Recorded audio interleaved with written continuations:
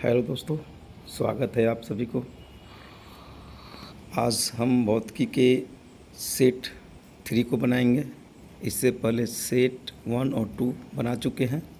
Set 3 का पहला question है, व्यक्ति पृथ्वी की सतह की तुलना में चंद्रमा की सतह पर अधिक क्यों उछल सकता है। कोई भी वस्तु है वह पृथ्वी पर कम उछलता है और चंद्रमा पे अधिक उछलता है, क्यों? इसका कारण है गुरुत्वाकर्षण बल। पृथ्वी की अपेक्षा चंद्रमा पर गुरुत्वाकर्षण बल कम होने के कारण कोई भी वस्तु या व्यक्ति चंद्रमा पे अधिक उछलता है।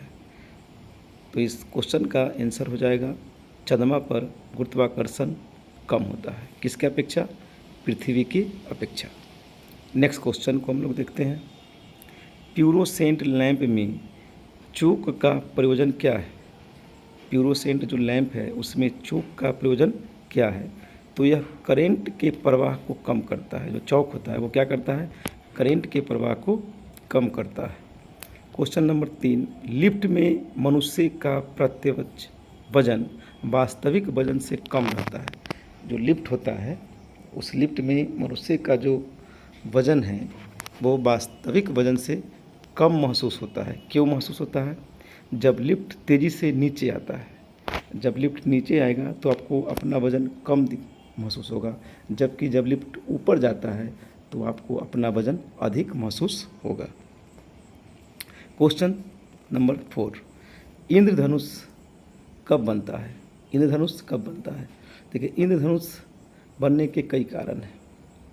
इंद्रधनुष 2 प्रकार के होते हैं, एक होते हैं प्राथमिक, एक होते हैं द्वितीयक।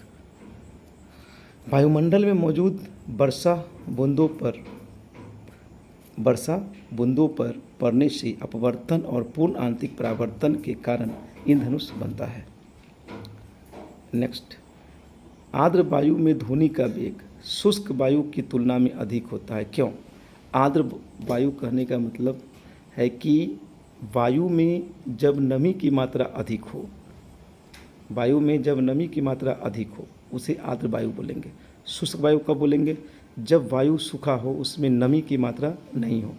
तो नमी अधिक होगी तो ध्वनि का वेग भी अधिक होगा। तो आंसर का ऑप्शन हो जाएगा शुष्क वायु की तुलना में घनत्व अधिक होना। अब हवा में आर्द्रता है यानी नमी है तो हवा क्या होगा? अधिक घनत्व होगा। शुष्क वायु में घनत्व कम होगा। यही कारण है कि आर्द्र वायु में शुष्क वायु की तुलना में ध्वनि की चाल, साउंड का स्पीड अधिक होता है। नेक्स्ट क्वेश्चन, न्यूनतम परागम्य शक्ति किरण कौन सी है? जो न्यूनतम, तो अल्फा किरण है, आप लोगों को पता है कौन सा है? अल्फा किरण।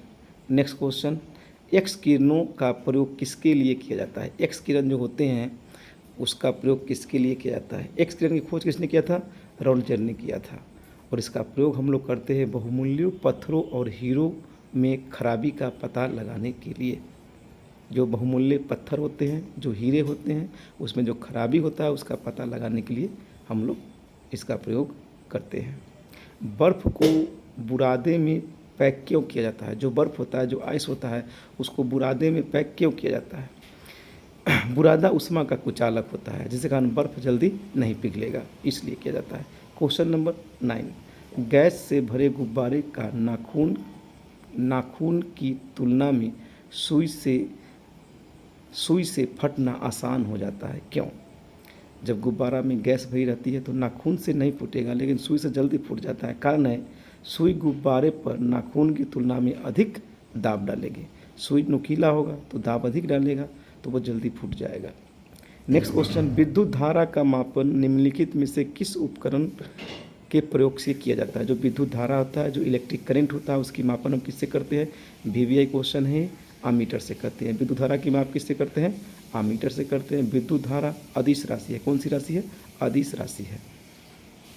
नेक्स्ट क्वेश्चन, डायनमो, जो डायनमो है वह क्या करता है? डायनमो का काम बताना है आपको। तो डायनमो यांत्रिक ऊर्जा को विद्युत ऊर्जा में बदलता है, मैकेनिकल को इलेक्ट्रिकल में बदलने का काम करता है।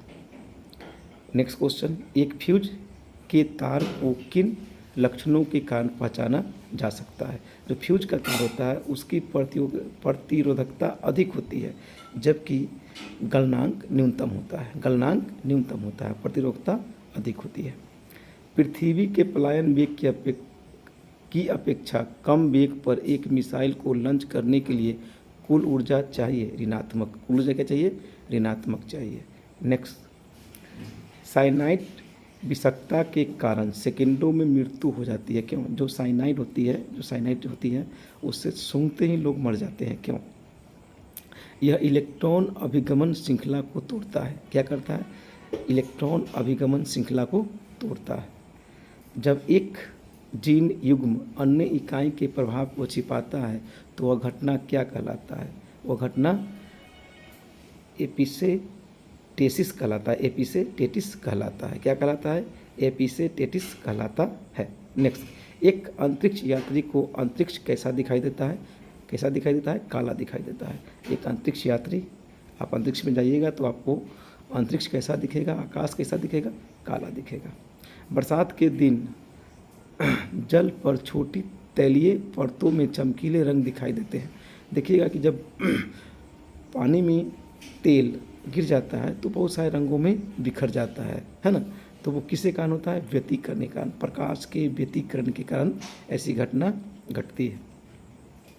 इंद्रधनुष की रचना किससे होती है? इंद्रधनुष की रचना किससे होती है? जल की बूंदों द्वारा सूर्य के प्रकाश के अपरावर्तन से इंद्रधनुष की घटना घटती है।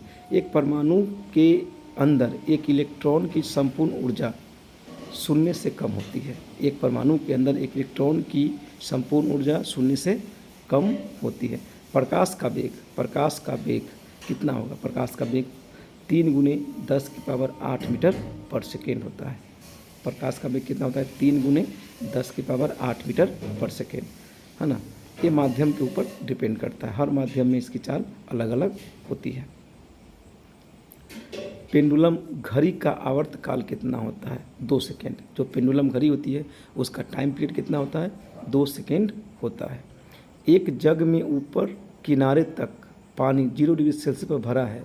इसमें बर्फ़ का टुकड़ा तैरता है। जिस क्षण बर्फ़ पिघलती है, बोल रहा है कि एक जग है या एक जार है जिसमें पानी पूरा भरा हुआ है और पानी में बर्फ़ का टुकड़ा तैर रहा है। जब बर्फ़ पिघल जाएगा तो जल स्तर पर क्या प्रभाव पड़ेगा? तो बर्फ़ के पिघलने के बाद भी पानी के जल स्तर पर कोई प्रभाव नहीं पड़ता है। दोस्तों, यह क्वेश्चन बहुत ही इम्पोर्टेंट है, इसको VVI कर लीजिए। नेक्स्ट, हरमन होलेरिथ ने अपनी बुलेटिंग सिस्टम में पूर्णता प्राप्त की और यह मशीन विकसित की। मशीन का नाम क्या है? Census tabulator. तनों के कटे हुए सिरों से जल का अवशोषण किस सिद्धांत पर? तना जो स्टीम होते हैं, जो तना होते हैं, वो कटे हुए सिरों से जल का अवशोषण किस सिद्धांत पर करते हैं? तो मूलीय दाब सिद्धांत, है ना? रूट प्रेशर के द्वारा करते हैं। नेक्स्ट, जब बिंदुओं के रूप में जल की हानि क्या कहलाती है? जल बिंदुओं के रूप में जल की हानि क्या कहलाती है? बिंदु स्राव कहलाती है, क्यूटेशन कहलाती है। नेक्स्ट क्वेश्चन, वायुयान और रॉकेट बनाने के लिए कौन सी धातु का प्रयोग किया जाता है? एल्युमिनियम। वायुयान और रॉकेट बनाने के लिए कौन सी धातु का प्रयोग किया जाता है? एल्युमिनियम का प्रयोग किया जाता है। तारों का रंग किस पर निर्भर करता है? VVI क्वेश्चन है भी है। तारों का रंग किस पर निर्भर होता है? तापमान पर। किस पे होता है? तारों के तापमान पर उसका रंग निर्भर करता है। रडार का प्रयोग किस लिए किया जाता है? रडार का प्रयोग किस लिए किया जाता है? दूरस्थ वस्तुओं की पहचान करने के लिए और पता लगाने के लिए रडार का प्रयोग किया जाता है।